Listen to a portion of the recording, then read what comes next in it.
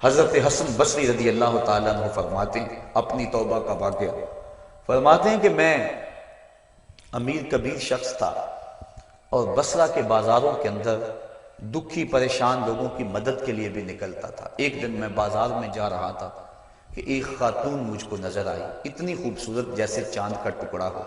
میں نے مسلسل اس کی طرف دیکھنا شروع کر دیا۔ اس نے کہا اما تستحی، تجھے حیا نہیں آتی، مجھے دیکھے جا رہے؟ کہتے ہیں میں نے کہا ممن، کس سے حیا کر؟ تو اس عورت نے کہا فَمَنْ يَعْلَمُ خَائِنَةَ الْأَعْيُنِ وَمَا تُخْفِي الصُّدُورِ، اس سے حیا کرو جو دلوں کے بھید جانتا ہے، جو آنکھوں کی خیانت کو جانتا ہے، اس سے حیا کرو۔ کہتے ہیں یہ بات تو بہت بڑی تھی، لیکن اس کا حسن ایسا تھا کہ مجھے اس کے باوجود اس کی طرف رغبت رہی اور میں مسلسل اس کو دیکھتا رہا۔ اس نے پھر مجھے کہا کہ کیا معاملہ ہے کہ تم میری طرف دیکھنا چھوڑتے نہیں ہو، کون سی چیز پسند آئی؟ تو کہتے ہیں میں نے اس کو کہا کہ تیری جھیل سی آنکھوں میں ڈوبنا چاہتا ہوں اور یہ میرے لیے ایک باعث کشش ہے۔ اس نے کہا تم رکو، شاید تمہارا مطلوب پورا ہو جائے۔ میں وہاں رکا اور وہ اپنے گھر چلی گئی۔ تھوڑی دیر کے بعد اس کی خادمہ تشت کے اوپر کپڑا ڈالا ہوا ہے اور میرے طرف بڑھایا۔ کہتے ہیں میں نے جب کپڑا اٹھایا تو اس کے اندر اس کی دو آنکھیں تھیں اور اس کے اوپر لکھا ہوا تھا کاغذ کے ٹکڑے پہ لا ارید عینن یفتتن بسببھا احد، میں ان آنکھوں کو رکھنا ہی نہیں چاہتی جس کی سبب سے ایک مومن فتنے میں پڑ جائے۔ کہتے ہیں کہ میں نے اپنی داڑھی کو پکڑا اور زاروں کے تار رونے لگا۔ میں نے کہا اے حسن بصری تو اس عورت سے بھی گیا گزرا ہے، اتنا خوف اس کے سینے کے اندر؟ کہتے ہیں میں داڑھی کو پکڑ کے زاروں کے تار رویا اور گھر چلا گیا۔ ساری رات میں نے توبہ میں گزاری۔ جب صبح کا سپیدہ طلوع ہوا میرے دل میں خیال آیا جس نے اپنی آنکھیں وار دی اس سے بھی تو معذرت کر رہا ہوں، اللہ سے تو معافی مانگی۔ کہتے ہیں کہ میں صبح اٹھا اور جب اس عورت کے گھر کے دروازے کے قریب پہنچا تو اس کا جنازہ نکل رہا تھا۔ میں پھر بڑا پریشان ہوا، واپس آیا، سارا دن مشکل میں گزارا۔ رات جب میں سویا تو وہ عورت مجھے خواب میں ملی۔ میں نے کہا کہ مجھے کوئی وصیت کرو، تو اس نے کہا اذا خلوتا فاذکر اللہ، میں تجھے وصیت یہ کرتی ہوں جب تم تنہائی میں ہوا کرو تو اللہ کو یاد کیا کرو۔ وَإِذَا أَصْبَحْتَ وَأَمْسَيْتَ فَاسْتَغْفِرِ اللَّهَ وَتُبْ إِلَيْهِ، اور جب تم صبح کرو یا شام کرو تم استغفار پڑھا کرو اور اللہ سے توبہ کیا کرو۔ حضرت حسن بصری فرماتے ہیں کہ اس عورت کا یہ عمل مجھے توبہ کے راستے پہ ڈال لیا، پھر وہ حسن بصری زمانے کے امام اور مقتدا بنے۔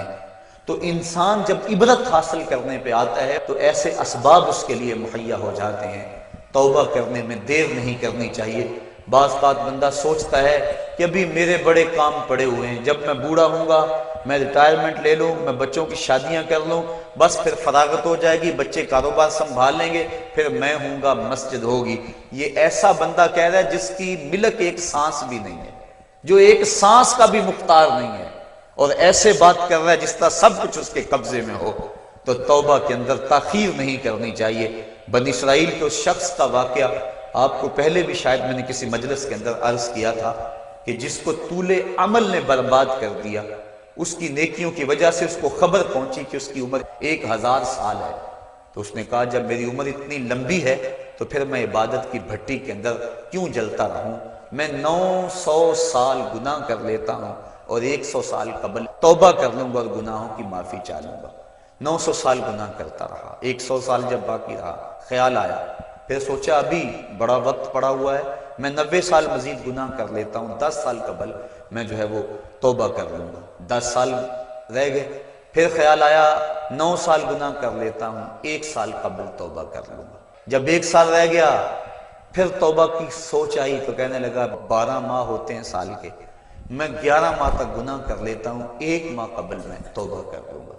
پھر 1 ماہ بھی گزرا، ہفتے تک بات پہنچی، حتیٰ کہ 1 دن رہ گیا، اور پھر وہ کہتا تھا بھی فلاں فلاں گناہ میرا رہتا ہے وہ میں کر لوں۔ ایسی لت پڑ گئی تھی گناہ کہ بنی اسرائیل کا وہ شخص کہ جو اس انتظار میں تھا کہ بس یہ گناہ کر لوں اور یہ گناہ کر لوں پھر توبہ کر لوں گا، اچانک موت آئی اور موت نے اس کو دبوچ لیا اور وہ توبہ کے بغیر مر گیا۔ تو طول عمل، لمبی امید کہ ابھی وقت میرا بڑا پڑا ہوا ہے، پہلے تو پتہ ہی نہیں ہے کہ وقت موجود بھی ہے یا کہ نہیں، اگلی سانس آئے گی یا کہ نہیں، دوسری بات جو کیفیت اب ہے پتہ نہیں آگے ہو یا نہ ہو۔ شیطان کو جتنی مہلت دو گے، جتنی بیماری گھر کر جائے گی، اس قدر ہی اس کا ختم ہونا مشکل ہے۔ اس لیے جب گناہ کرے تو فوراً توبہ کر لے، گناہ مٹ جاتا ہے۔ اور اگر انسان کہتا ہے کہ نہیں یہ کر لوں پھر توبہ کروں گا، تو توبہ کو مؤخر کرنا انسان کو گناہ پر دلیر بنا دیتا ہے۔ اور ایک حدیث میں آتا ہے جب انسان گناہ کرتا ہے تو اس کے دل پر ایک سیاہ نقطہ پڑتا ہے، اگر وہ توبہ کر لے تو وہ مٹ جاتا ہے اور دل شفاف ہو جاتا ہے، لیکن اگر وہ توبہ نہ کرے پھر دوبارہ گناہ کرے تو دل پر ایک اور سیاہ نقطہ پڑ جاتا ہے، پھر وہ گناہ کرتا رہتا ہے اور دل کے اوپر سیاہی پھیلتی رہتی ہے، حتیٰ کہ ایک دن آتا ہے کہ پورا دل اس سیاہی کی لپیٹ میں آ جاتا ہے، اور جب پورا دل سیاہ ہو جائے پھر گناہ کر کے بھی اس کو ندامت اور شرمندگی نہیں ہوتی۔ مومن تو جب گناہ کر بیٹھتا ہے تو محسوس کرتا ہے جس طرح پہاڑ کے نیچے آ گیا، ابھی گر جائے گا اور مجھے کچل دے گا۔ اور منافق یہ سمجھتا ہے گناہ کرنے کے بعد کہ بدن پہ مکھی بیٹھی تھی، ہلکے سے اشارے سے میں نے اس کو اڑا دیا، وہ مکھی کے بیٹھنے جیسی کیفیت کا احساس کرتا ہے منافق۔ تو جب دل سیاہ ہو جائے تو بندہ گناہ پہ گناہ کرتا ہے، زندگی گناہوں سے لتڑی ہوئی گزرتی ہے، لیکن توفیق توبہ نہیں ملتی۔